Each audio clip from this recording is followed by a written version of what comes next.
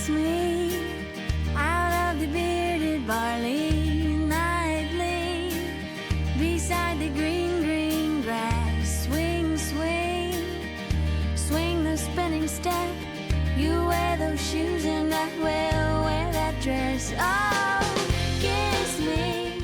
Penyakit ginjal kronik yang didefinisikan oleh National Kidney Foundation's Kidney Disease and Outcome Quality Initiative pada tahun 2002 adalah penyakit ginjal yang menyebabkan kerusakan ginjal selama minimal 3 bulan dengan atau tanpa penurunan laju filtrasi glomerulus.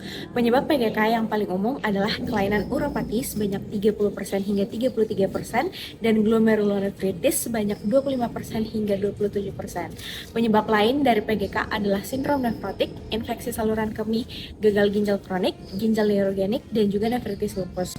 Pada PGK juga, fungsi ginjal ini menurun secara bertahap karena kerusakan ginjal. PGK merupakan masalah kesehatan masyarakat yang sangat berkaitan erat dengan masalah peningkatan biaya kesehatan, kemudian morbiditas, dan juga mortalitas. Dan yang paling memprihatinkan dari kondisi ini adalah bahwa kondisi PGK ini tidak hanya menyerang pada orang dewasa saja, akan tetapi anak-anak juga terkena dampak dari PGK ini. Nah, kemudian keterlambatan dari diagnosis dan juga intervensi menjadi penyebab perkembangan PGK pada anak-anak. Nah, kemudian data dari Global menyatakan bahwa sekitar 18,5% hingga 58,3% per 1 juta anak di dunia mengalami penyakit ginjal. Dan sekitar 70%-nya akan berdampak pada penyakit ginjal kronis gagal ginjal di 20 tahun mendatang. Data dari Non-Report of Indonesian Renal Registry pada tahun 2016 menyatakan bahwa terjadi peningkatan pasien hemodialisis baru berusia 1 hingga 14 tahun sebesar 0,30%. Ironinya, insidensi PGK pada anak di Indonesia juga diperkuat bahwa fakta 1 dari 4 anak Indonesia kurang minum air putih setiap harinya. Dan Kepala Bidang Pencegahan dan Pengendalian Penyakit Dinas Kesehatan Jawa Barat mengatakan bahwa terdapat 77 anak rutin menjalani prosedur hemodialisis di Jawa Barat pada tahun 2024. Insidensi PGK pada anak dipicu oleh berbagai faktor, termasuk efek samping obat-obatan tertentu, dehidrasi berat, serta konsumsi minuman atau makanan kemasan dengan kadar gula yang tinggi.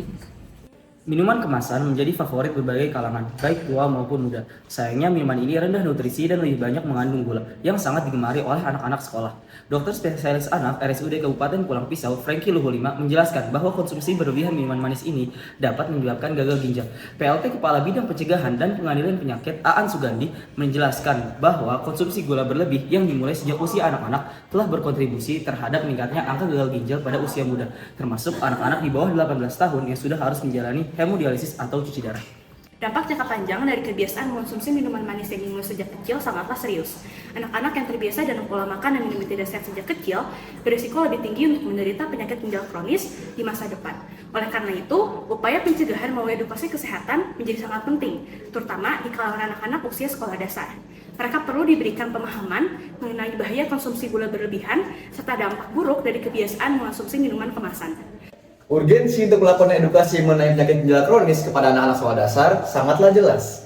Dengan memberikan edukasi sejak dini, kita bisa membantu anak-anak memahami pentingnya menjaga kesehatan ginjal melalui pola makan dan minum yang sehat. Oleh karena itu, kami dari kelompok tutorial 3 Blok Genita Urinary System periode 1 semester ganjil tahun 2024 telah melaksanakan kegiatan pengabdian masyarakat berupa kegiatan edukasi di SD Plus Ar-Rahmat Cilenyi pada hari Kamis 26 September 2024 yang berjudul Sigma, Siap Lindungi Ginjal dan Mencegah PGK pada Anak. Kegiatan ini berupaya untuk meningkatkan pengetahuan dan kesadaran siswa mengenai kesehatan ginjal serta upaya preventif yang dapat dilakukan oleh siswa untuk mencegah terjadi PGK, sehingga siswa-siswi SD Plus Ar-Rahmat dapat menjadi agen perubahan di lingkungan mereka. Untuk mencapai tujuan yang diharapkan, kegiatan dilakukan dengan beberapa rangkaian acara, yaitu edukasi interaktif, diskusi, serta games edukatif untuk membuat pelajaran menjadi lebih menarik, mengingat bahwa target edukasi adalah siswa dan siswi sekolah dasar. Metode dan sesi kegiatan yang kami lakukan dimulai dengan sisi pretest untuk mengetahui pengetahuan awal peserta terkait materi yang akan disampaikan. Dilanjutkan dengan sesi pematerian yang diawali dengan menjelaskan mengenai fungsi dan struktur ginjal normal, bagaimana urin terbentuk, kemudian mengenalkan mengenai penyakit ginjal kronis, penyebab, tanda gejala, dampak, pengobatan, dan pencegahan PGK. Setelahnya dilakukan juga post-test untuk mengetahui pengetahuan akhir peserta terkait materi yang telah disampaikan. Kemudian dilanjutkan dengan sesi games edukatif yang diharapkan dapat meningkatkan pemahaman dari para peserta.